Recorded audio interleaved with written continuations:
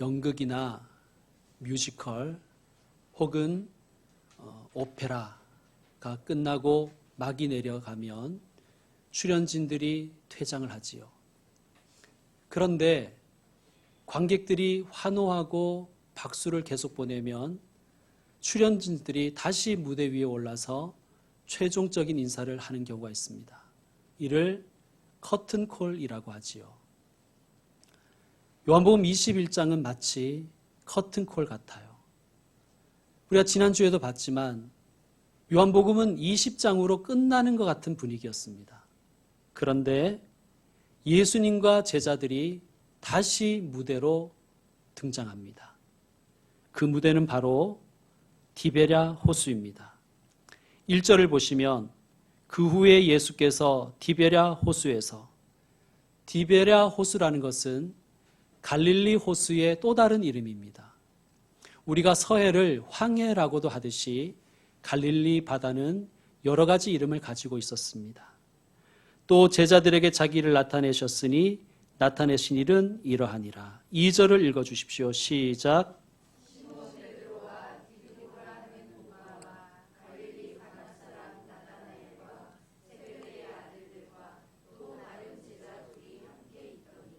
자, 몇 명의 제자가 함께 있었습니까?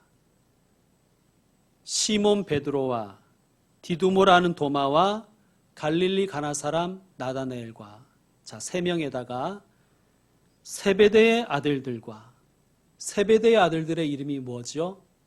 그렇죠. 야고보와 요한입니다. 그리고 또 다른 제자 둘이 함께 있더니 합이 7명입니다.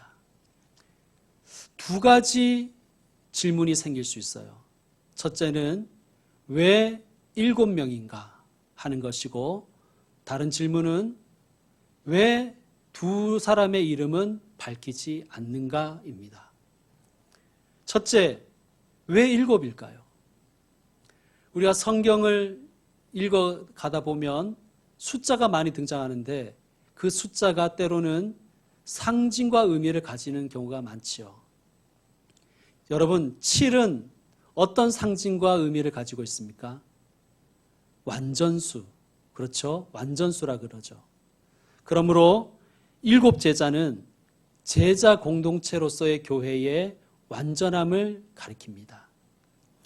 그러면 왜 2명의 이름은 밝히지 않을까요? 여러분, 혹시 성경에서 2라는 숫자가 가지는 상징을 알고 계십니까? 2는 증인의 숫자입니다. 제자들은, 그리고 우리는 예수님의 증인으로 부름받았습니다. 교회는 예수님을 증거하는, 그리고 복음을 증거하는 증인 공동체입니다. 자, 그러면 이름을 밝히지 않은 이 2명의 제자는 누구일까요? 이들은 제자들의 복음 증거로 새롭게 증인이 될 미래의 증인들, 미래의 교회를 가리킵니다. 사랑하는 성도 여러분, 그러므로 여기 또 다른 제자 둘은 바로 저와 여러분인 것입니다. 요한복음 21장은 우리도 디베랴 호수 옆으로 초청하고 있습니다. 오늘 말씀을 나의 이야기로, 또 우리의 이야기로 읽기를 축원합니다. 물론 우리는 모든 성경을 나에게 오늘 주시는 말씀으로 받아야 되겠지요.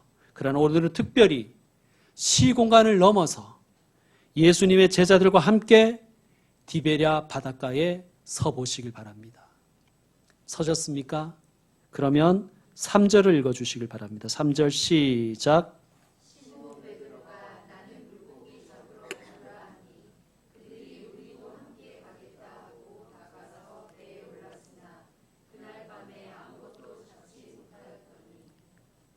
자, 시몬 베드로가 이렇게 말합니다. 나는 물고기 잡으러 가겠다. 이게 어떤 뉘앙스였을까요? 우리가 그 뉘앙스를 축축할 수 있는 단서가 있습니다. 우리말 성경에는 없지만 헬라어 성경으로 이 말씀을 읽어보면 배에 올랐으나 할 때 그 배 앞에 정관사가 있다는 것을 알 수 있어요. 그러니까 그냥 배가 아니라 그 배라는 것입니다. 그 배란 어떤 배였을까요? 3년 전 예수님께서 나를 따라오너라. 내가 너를 사람을 낚는 어부가 되게 하리라 하고 부르셨을 때 베드로가 그물과 함께 버려두고 갔던 바로 그 배인 것입니다. 나는 고기를 잡으러 가노라 라는 말은 그러므로 이런 뜻입니다. 이런 뉘앙스입니다. 나 돌아갈래. 나 옛날로 돌아가겠다. 나 이제 물고기나 잡으러 가겠다. 그렇게 말하는 것입니다. 베드로는 지금 포기하는 거예요. 무엇을 포기했을까요? 예수님의 꿈을 포기하는 거예요. 예수님의 꿈이 무엇입니까? 하나님의 나라를 세우는 것입니다. 하나님의 나라의 증인 되는 것입니다. 그 꿈을 포기하겠다고 말하는 것입니다. 왜 베드로가 이런 생각을 하게 되었을까요? 그 내용은 나와 있지 않기 때문에 우리가 다 알 수는 없지만 아마 추측컨대 자신에게 대한 실망이 너무 컸었던 것 같습니다. 베드로가 예수님을 3번 부인했지 않습니까? 또한 베드로의 배신에 대해서 많은 사람들이 비난했을 것 같아요. 너 어떻게 그럴 수가 있냐고. 그래서 이제 베드로는 더 이상 견딜 수가 없는 거예요. 버틸 힘이 없는 거예요. 나 같은 게 무슨 증인이냐. 나 같은 게 무슨 예수님의 꿈이냐. 내가 어떻게 하나님의 나라를 세우겠냐. 포기하자. 길이라도 열어주자. 나 옛날처럼 그냥 그렇게 살아갈래. 베드로가 깊이 좌절하고 있어요. 근데 이 좌절은 금세 물들입니다. 다른 몇 명의 제자들도 여기에 동조하지요. 우리도 함께 가겠다. 생각해 보니 자기가 베드로보다 나은 게 하나도 없거든요. 도찐 개찐입니다. 그래, 송충이는 솔잎을 먹고 살아야지. 우리 물고기나 잡아먹으면서 살자. 고기잡이는 자신 있거든요. 왜냐하면 이들은 평생을 업으로 잔뼈가 굵은 사람들이었기 때문입니다. 자, 그런데 어떻게 되었습니까? 그날 밤에 아무것도 잡지 못했다고 말씀합니다. 실패한 거예요. 신앙생활에만 실패한 게 아니라 세상살이에도 실패한 거예요. 진퇴가 양난입니다. 신앙생활도 개판인데 세상살이도 안 풀리고 이것저것 아무것도 안 되는 상황에 제자들이 놓여 있습니다. 자, 4절을 보면 이렇게 되어 있죠. 날이 새어갈 때에. 참 이 문장이 기가 막히죠. 베드로의 마음을 너무나 잘 대변하는 거예요. 여러분, 지금 베드로의 마음이 밝아오는 아침입니까? 아니면 날이 새어버린 아침입니까? 날은 새어가고 있는데 베드로와 제자들의 마음은 점점 어두워져 가는 거예요. 여러분, 아침이 오더라도 그 아침이 모든 사람에게 아침은 아닙니다. 어떤 사람에게 아침은 밤의 시작일 경우가 있습니다. 왜 그럴까요? 빈배 같은 내 인생이 다 들통나기 때문입니다. 밤에는 그래도 잘 보이지 않으니까 있는 척이라도 할 수 있는데 이제 동이 트면 날이 새면 정말 날이 새는 거예요. 다 들통나는 것입니다. 내 배가 텅텅 비었다는 그 현실이 다 까발려지는 것입니다. 나 열심히 한다고 했는데, 나 열심히 살아간다고 살아봤는데 빈배인 거예요. 이제 날이 새면 내 인생이 얼마나 초라하고 남루한지 다들 알게 될 것입니다. 태양을 바다 속으로 도로 집어넣고 싶은 심정이 아니었을까요? 자, 정말 세상 말로 이제 날 샜다, 이제 종쳤어 라고 생각하는 바로 그 순간에 예수님께서 오셨습니다. 낙심하고 포기하고 이제 좌절하고 실패해버린 그 자리에 예수님이 찾아오신 거예요. 왜 예수님이 찾아오셨을까요? 예수님의 마음을 알 수 있는 말씀이 있습니다. 우리 요한복음 바로 앞인 누가복음 22장을 한번 찾겠습니다. 누가복음 22장.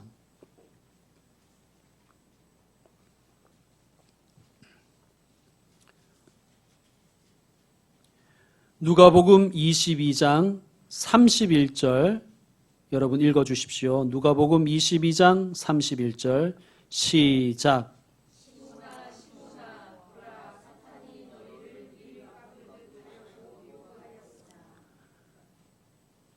예수님이 이렇게 말씀하십니다. 시몬아 시몬아 사탄이 너희를 밀 까부르듯 요구하였다. 밀 까부르듯 하려 한다는 것은 사탄이 제자들을 격렬하게 흔들어 시험에 빠지게 하려고 했다는 뜻입니다. 그리고 요구하였다는 것은 항복을 요구하였다는 뜻이에요. 왜 사탄이 제자들을 격렬하게 시험하려고 했는가? 항복하라고. 이제 포기하라고. 예수님의 제자로 살기를 포기하라고. 주의 사람으로 살기를 포기하라고 밀 까부르듯이 격렬하게 시험했다는 거예요. 여러분 32절 읽어주세요. 시작.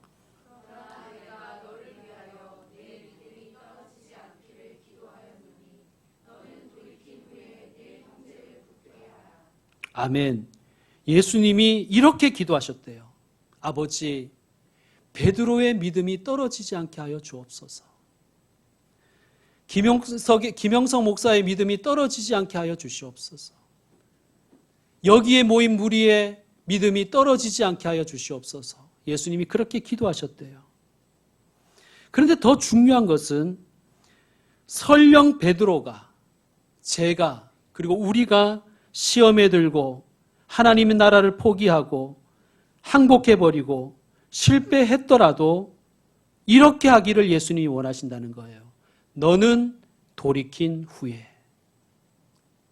너는 돌이킨 후에. 이 말씀은 34절에 오늘 닭 울기 전에 네가 3번 나를 모른다고 부인하리라 라고 하신 베드로의 배신의 사건을 염두에 두고 하신 말씀입니다.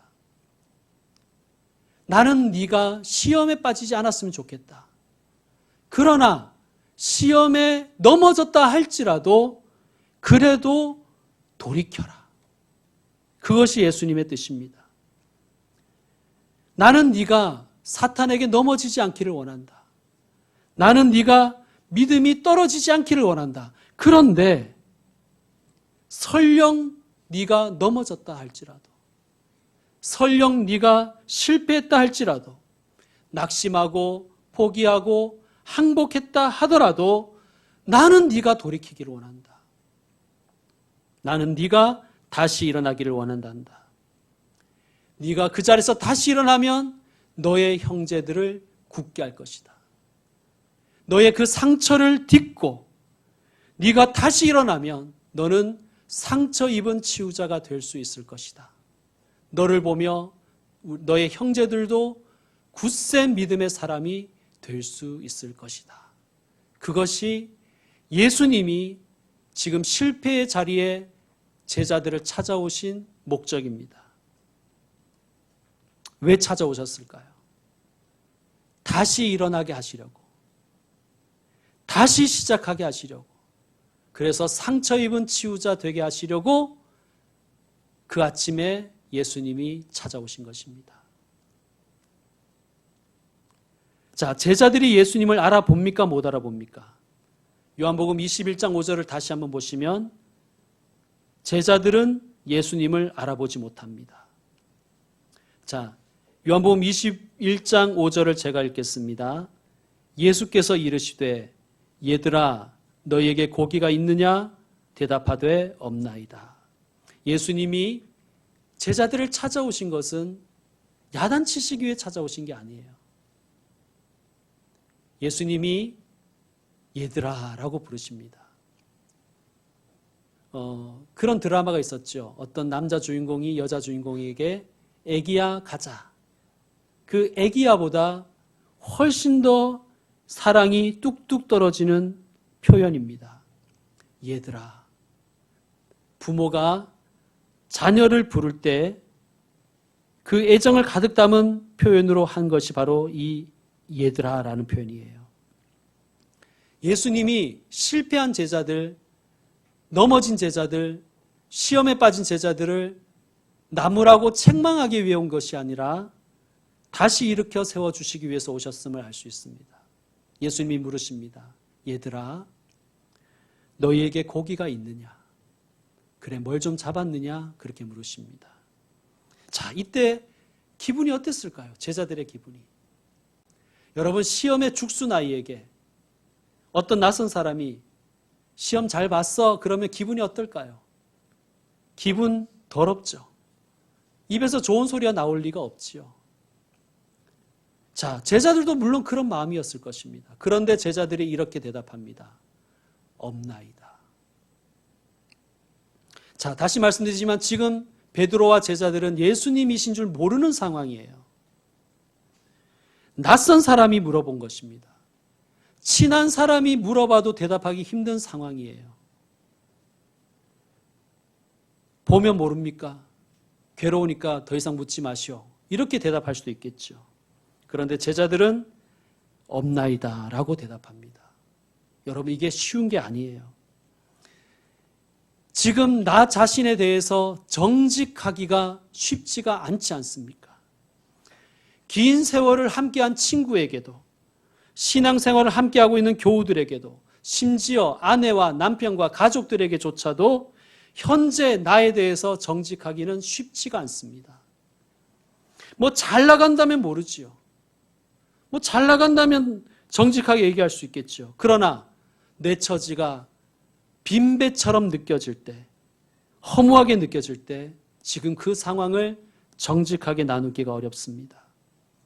그렇다면 낯선 자에게는 오죽하겠습니까? 그런데 지금 베드로와 제자들은 정직하게 얘기합니다. 없습니다. 3년 동안 예수님과 함께하며 받은 훈련이 헛된 것이 아니었음을 알 수 있습니다.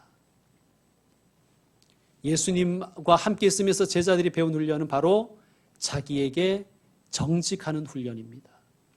오늘 설교 제목, 다시 시작할 수 있는 힘은 첫째, 정직입니다. 자기 자신에게 정직하십시오. 과대평가도 할 필요 없고 과소평가도 할 필요 없습니다. 나 자신에게 정직하십시오. 그것은 내 가정과 나의 교회와 나의 일터에 대해서도 마찬가지입니다. 자, 6절을 읽어주십시오. 6절 말씀, 21장 6절 시작.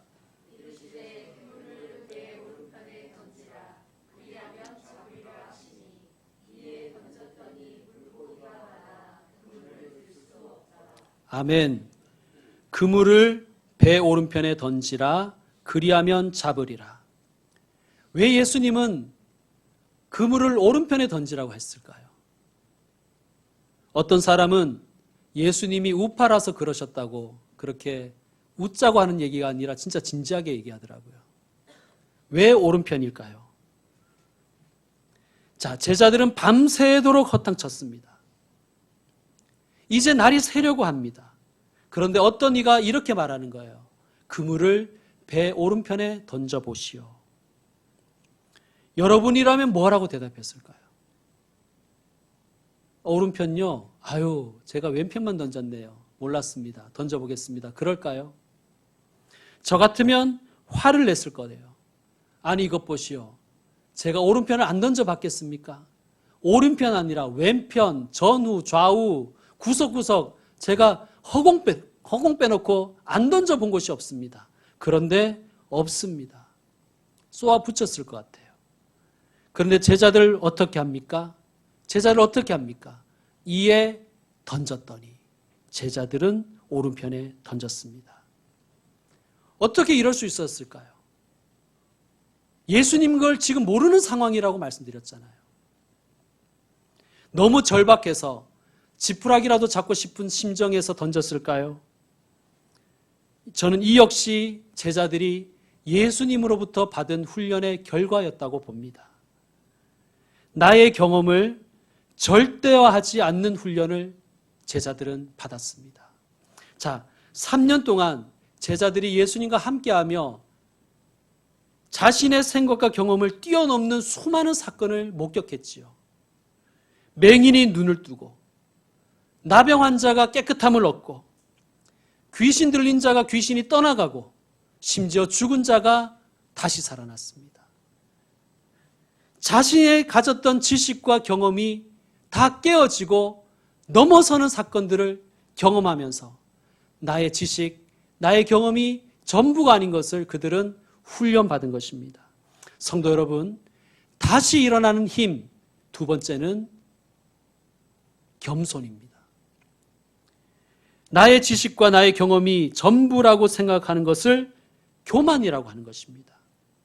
여러분, 하나님은 교만한 자를 낮추시고 겸손한 자를 다시 일으켜 세워주시는 분이신 것을 믿으시길 바랍니다. 겸손이 무엇입니까? 하나님께는 나와 다른 차원이 있으시다. 하나님께는 내게 없는 지식이 있으시다. 하나님께는 내가 가지고 있지 않은 능력이 있으시다. 그것을 인정하는 것이 겸손이잖아요. 그것을 인정하는 것이 신앙이 아니겠습니까? 물론 노하우와 경험은 너무나 중요합니다. 그것이 우리의 교사가 될 때가 있습니다. 그런데요, 노하우와 경험이 때로는 새로운 차원으로 나아가는, 새로운 경지로 나아가는데 방해물이 될 때가 많습니다. 저는 역사가 긴 교회에서도 부목사 생활을 했고 역사가 짧은 교회에서도 부교육자 생활을 했습니다. 역사가 긴 교회의 특징이 무엇이겠습니까? 역사가 긴 교회는 노하우와 경험이 많습니다. 축적된 노하우와 경험이 있습니다. 그것은 장점이에요. 그런데 때로는 그 노하우와 경험이 방해물이 되더라고요. 담임 목사님이 뭘 좀 하자고 하면 이런 분들이 있었습니다. 목사님, 다 해봤어요. 안 돼요, 그거. 그러는 분들이 있더라고요.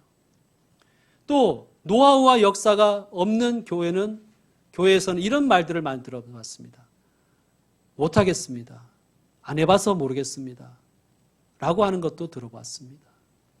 여러분, 내 경험을 앞세우지 말고, 내 고집을 앞세우지 말고, 나의 경험과 나의 노하우가 전부인 것처럼 생각하지 마십시오. 그것이 교만입니다. 교만한 사람은 새로운 차원, 하나님의 능력, 하나님의 역사를 경험할 수가 없습니다. 겸손하게 다시 오른편에 던져보시지요. 이미 던졌던 곳이라 할지라도, 아니 한 번도 던져보지 않았던 곳이라 할지라도 한번 던져보시죠. 겸손하게. 그러면 역사가 일어날 줄로 믿습니다. 한 번도 시도하지 않은 일이라도 왜 시도해야 되겠습니까? 아니 이미 던져본 곳이라도 왜 다시 던져봐야 되겠습니까? 물고기는 움직이잖아요. 아까 오른편에 없었다고 지금도 오른편에 없다고 어떻게 장담할 수가 있습니까? 우리가 그렇게 똑똑합니까? 이전에 안 되었다고 이번에도 안 된다고 어떻게 장담할 수가 있습니까? 예수님이 배 오른편으로 그물을 던지라고 하신 것은 아마 이런 의미가 아닐까 생각합니다. 내가 오른편으로 물고기를 움직여 주겠다. 성도 여러분, 안 됩니다. 다 해봤습니다. 라고 하지도 마시고, 안 됩니다. 그렇게 하는 경우는 없습니다. 라고 하지도 마십시오. 단정해 버리지 마십시오. 왜냐하면 하나님이 역사의 주인이지 않습니까? 여러분, 우리는 하나님께서 우리 눈에는 보이지 않지만 지금 역사의 물밑에서 역사를 움직이고 계신다는 것을 믿지 않습니까? 믿으시는 줄로 믿습니다. 하나님께서 물밑에서 역사하심을 믿는다면, 그것이 신앙인이라면 배 오른편으로 그물을 던질 수 있지 않겠습니까? 제자들은 겸손하게 배 오른쪽으로 그물을 던졌습니다. 그리고 그물이 찢어질 정도로 물고기를 잡았습니다. 자, 이때 베드로와 제자들이 어떤 결심을 했을까요? 아이고, 고등어 조림해 먹어야 되겠다. 이런 결심을 하진 않았을 것입니다. 어떤 결심을 했을까요? 그래, 실패했지만 다시 해보자. 그래, 나 넘어졌지만 다시 일어나 보겠다. 그 결심을 하지 않았겠습니까? 여러분, 다시 일어설 결심을 하는 것, 다시 시도를 할 생각을 하는 것, 그리고 시도하는 것, 저는 그것이 기적이라고 생각합니다. 저와 여러분의 삶 속에 이 기적이 일어나기를 축원드립니다. 이제 말씀 마무리하겠습니다. 실수하셨습니까? 실패하셨습니까? 그래서 좌절하고 계십니까? 내 인생 빈배처럼 느껴지십니까? 내 사역이 너무나 초라하고 남루하게 느껴지십니까? 그럴 때 기억하십시오. 하나님은 그래도 우리가 다시 일어서기를 원하신다는 것입니다. 시몬아, 시몬아, 너는 돌이킨 후에 내 형제들을 굳게 하라. 주님은 우리가 다시 일어서기를 원하십니다.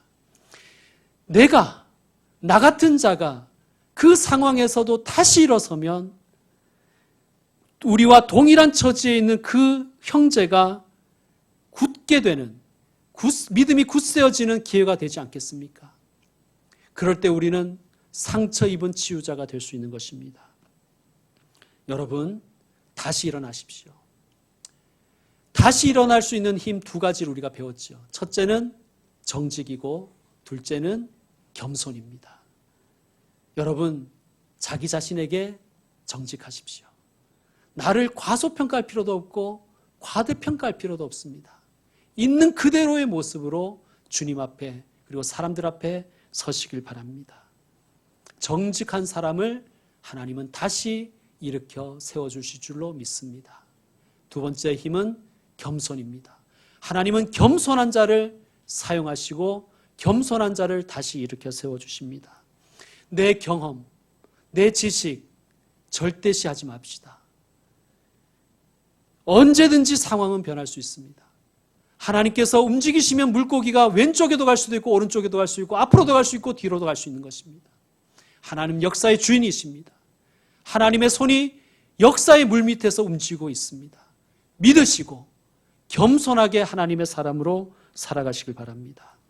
정직과 겸손으로 다시 시작하시고 다시 시도하시는 한 주간 되시기를 주의 이름으로 축원드립니다. 기도하겠습니다.